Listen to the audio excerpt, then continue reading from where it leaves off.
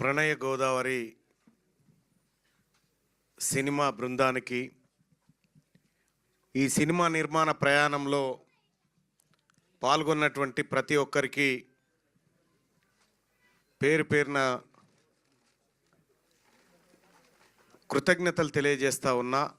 ఎందుకంటే నేను ఇది రెండో మూడో ఫంక్షన్, నేను సినిమా ఫంక్షన్లకు ఎప్పుడు పోకపోతుంటే సినిమా ఫంక్షన్లన్నా చాలామంది టాప్ హీరోలు ఇంటర్వ్యూ అడిగితే నేను చేయనయ్యా బాబు, అవి నాకు తెలియదు ఆ సినిమా గురించి అని చెప్పేది. సో ఇదే వేదిక మీద రెండో మూడో సినిమాలకు గెస్ట్గా వచ్చినటువంటి సందర్భంలో మిత్రుడు అర్జున్ అన్న ఈ సినిమా పోవాలి, మనం ఈ సినిమా ఫంక్షన్కి పోవాలి, వీళ్ళందరూ మన పేద వర్గాల నుంచి వచ్చినటువంటి వాళ్ళు, వీళ్ళకి అండగా నిలబడాలని చెప్పి అర్జున్ చెప్పడంతో ఇక్కడికి రావడం జరిగింది. అయితే మిత్రుడు మాట్లాడుతూ ఉంటే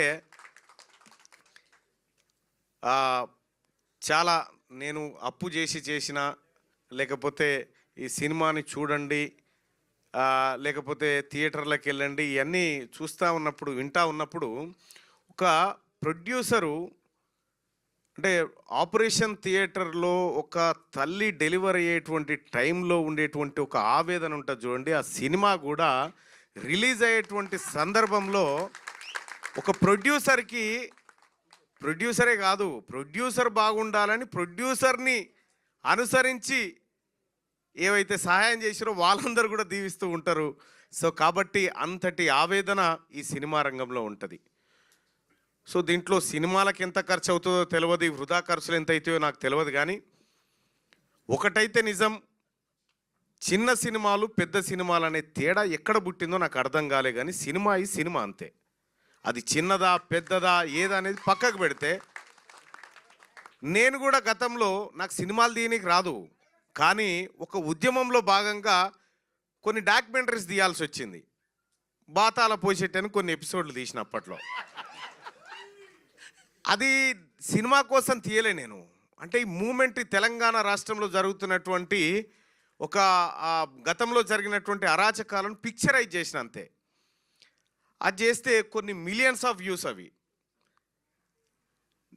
ఈ సినిమాలో కూడా ప్రణయ గోదావరి ఎంత అద్భుతమైనటువంటి ఆ పదం, ప్రణయ గోదావరి అనేటువంటి పదాన్ని సినిమా టైటిల్గా పెట్టినారంటే, గోదావరి పరవళ్ళు ఏ విధంగా ఉంటాయో ఆ విధంగా ఈ సినిమా కూడా ఉంటుందని నేను అనుకుంటా ఉన్నాను. ఎందుకంటే సినిమాను చూడలేదు, మిత్రుడు చెప్పిన తర్వాత ట్రైలర్ చూసి ఇది చాలా బాగుండేటట్టుందని చెప్పాను అనుకున్నా, మనసులో అనుకున్నా కానీ బయటపడలేదు. సరే తప్పకుండా వస్తా అని చెప్పిన. ఆ తర్వాత కొద్దిసేపు ఆ ట్రైలర్స్ ఆ సాంగ్స్ చూసిన తర్వాత సో ఏదో బాగానే కష్టపడ్డట్టున్నారు అనేటువంటి నా మనసుకు అనిపించింది. నేను నా జీవితంలో 10 నుంచి 11 సినిమాలు చూసి ఉంటాయి ఇప్పటి వరకు అంతే. నాకు సినిమా రంగంతో పెద్దగా టచ్ లేదు. కానీ ఈ ప్రజలతో, ఈ సినిమా వెనకాల ఎవరైతే కష్టపడ్డారో ఆ ప్రజలతో టచ్లో ఉండాలని అనుకుంటా. అందుకోసం ఈ ఫంక్షన్కి రావడం జరిగింది. సో ప్రేక్షకులు కూడా ఇలాంటి వాళ్ళని ఆదరించాల్సినటువంటి అవసరాన్ని నేను చెప్తా ఉన్నా. ఎందుకంటే వాళ్ళని ప్రోత్సహించడం ద్వారా మళ్ళీ కొంతమందికి ఉపాధి దొరుకుతుంది, కొత్త ఐడియాసు కొత్త సినిమాల రూపంలో బయటకు వస్తుంది. ఇటీవల కాలంలో మనం చూస్తూ ఉన్నాం, కొన్ని సినిమాల్లో చాలా బాధాకరమైనటువంటి విషయాలు కనిపిస్తూ ఉంటాయి. నేను జై భీమ్ సినిమా అనేది నాకు ఒకరు చెప్తే జై భీమ్ సినిమా చూసిన, దానికి ఖచ్చితంగా నేషనల్ అవార్డు వస్తుంది అనుకున్నా, కానీ రాలే.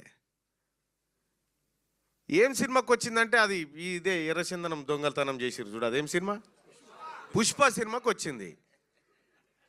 అంటే మరి ఏ అంశాలను పరిశీలించిస్తారో నాకు తెలియదు. కానీ అది చూసిన తర్వాత ఇక ఇంకొక సినిమా చూడొద్దు అనుకున్నా నేను. ఇక ఈ వ్యవహారం అంతా చూసిన తర్వాత 13 తారీఖు అవకాశం నాకు దొరకాలనే కోరుకుంటా ఉన్నా.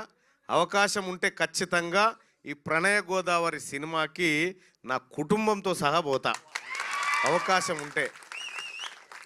అలాగే నేను ఏమంటావు? ఈ ఒక్క మాట చాలా ఓకే. అయితే చిన్న సినిమాలని బ్రతికించడం కోసం ఎక్కడి నుంచో ఎవరో రారు, ఇద్దరు వ్యక్తులు మాత్రమే చేయగలుగుతారు. ఒకటి ప్రజలు, రెండోది ప్రభుత్వం. ఈ ప్రజలకు చేస్తున్నటువంటి రిక్వెస్ట్ ఏంటంటే, చిన్న సినిమా కాదు, పెద్ద సినిమా కాదు, దాని ద్వారా సినిమా ద్వారా ఏం నేర్చుకున్నాం అనేది మనకు కావాలా, ఆ సినిమా ద్వారా ఈ సమాజానికి ఏం అక్కరొచ్చింది అనేది కావాలా. అలాగే నేను తీన్మార్ వార్తలని నేను డిజైన్ చేసేటువంటి టైంలో V6లో నేను ఒక ముసలి క్యారెక్టర్లోకి ఎందుకు, అది మిత్రుడు కూడా పేపర్ వేసుకున్నా అని చెప్పి పేపర్ వేసినావా, నేను పేపర్ వేసే జర్నలిస్ట్గా మారిన, ఊర్లో పేపర్ వేసే మారిన. V6లో నేను తీన్మార్ డిజైన్ చేసే టైంలో నేను వార్త రాస్తే అసలు ఈ వార్త మీద నేను సమయం ఎందుకు కేటాయించాలి అనే క్వశ్చన్ మార్క్తో రాసుకుంటోని వార్తలు. ఆ తర్వాత ఆ క్యారెక్టర్ కానీ నాకు తెలియకుండానే ఒక నటన అనేది నా జర్నలిజంలో యాడ్ అయిపోయింది. వార్తలను ఇలా కూడా చెప్పొచ్చా అనేటువంటి ఒక వ్యవస్థలోకి తీసుకుపోయిన దాన్ని V6లో. ఎవరి దగ్గర వాస్తవానికి నాకు అప్పుడు నేను చాలా ఛానళ్ళల్లో పనిచేసిన, NTV కానీ, లేకపోతే సన్ నెట్వర్క్లో కానీ, జెమినీలో కానీ, చాలా ఛానళ్ళల్లో నేను వర్క్ చేసిన. కానీ నా దగ్గర ఎంత టాలెంట్ ఉన్నా నాకు అవకాశం ఇవ్వలే. ఎంత టాలెంట్ ఉన్నా, అరే ఇది ఇట్లా కాదురా బాబు, ఇట్లా కూడా చేయొచ్చు అని అంటే మీకేం తెలుసండి ఇదంతా, మేము చేస్తాం కదా అనేటోళ్ళు. సరే, తర్వాత V6లోకి వచ్చిన తర్వాత అంకం రవి గారు ఒక ఛాయిస్ ఇచ్చిండు, నువ్వేం చేయాలనుకుంటున్నావో చెయ్యి అంటే, తెలంగాణ మొత్తం ఉమ్మడి ఆంధ్రప్రదేశ్ అంతా 9:30కు టీవీల ముంగట అంతరంగాల సీరియల్ ముంగట కూర్చుండబెట్టిన జనాన్ని తీన్మార్ వార్తల రూపంలో.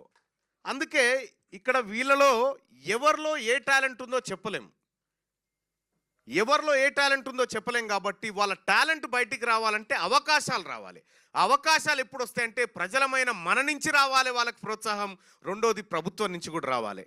నేను రాష్ట్ర ప్రభుత్వానికి కూడా నాదైనా అవకాశం వచ్చినప్పుడు ఖచ్చితంగా ముఖ్యమంత్రి గారితో మాట్లాడి, ఈ లో బడ్జెట్ సినిమాలు ఏవైతే ఉన్నాయో, ఈ చిన్న చిన్న కళాకారులను ఎవరైతే అనుకుంటున్నారో, చిన్న కళాకారులు కాదు, నవమాసాలు మోసి ఇక్కడి వరకు ఈ సినిమాని తీసుకురావడం అంటే ఇది చిన్నోళ్ళు చేసే కార్యక్రమం కాదు, ఇది ఎంతో ఓర్పు నేర్పుంటేనే చేసేటువంటి కార్యక్రమం. ఇక్కడ ప్రొడ్యూసర్గా అప్పులు చేయడం, ప్రొడ్యూసర్గా ఆయన ఆవేదన అంతా మనం ఇప్పుడు చెప్పుకున్నాం. కానీ ఒక ప్రొడ్యూసర్కి సంబంధించినటువంటిది కాదు సినిమా. ప్రొడ్యూసర్ కాదు, ఈ సమాజం మీద చూపించేటువంటి ఇంపాక్ట్ కూడా ఎవరైతే దానికి గురవుతారో వాళ్ళ మీద కూడా ఈ ప్రభావం ఉంటుంది. కొన్ని చాలా గొప్ప సినిమాలు, మంచి కంటెంటు, చాలా మెసేజ్ ఇచ్చేటువంటి సినిమాలు ఎన్నో థియేటర్లలో ఆడకుండా వెళ్ళిపోయినటువంటి సినిమాలు ఉన్నాయి. దొంగతనాలు చేసేటువంటి సినిమాలు ఎన్నో వందల రోజులు ఆడినటువంటి రోజులు ఉన్నాయి.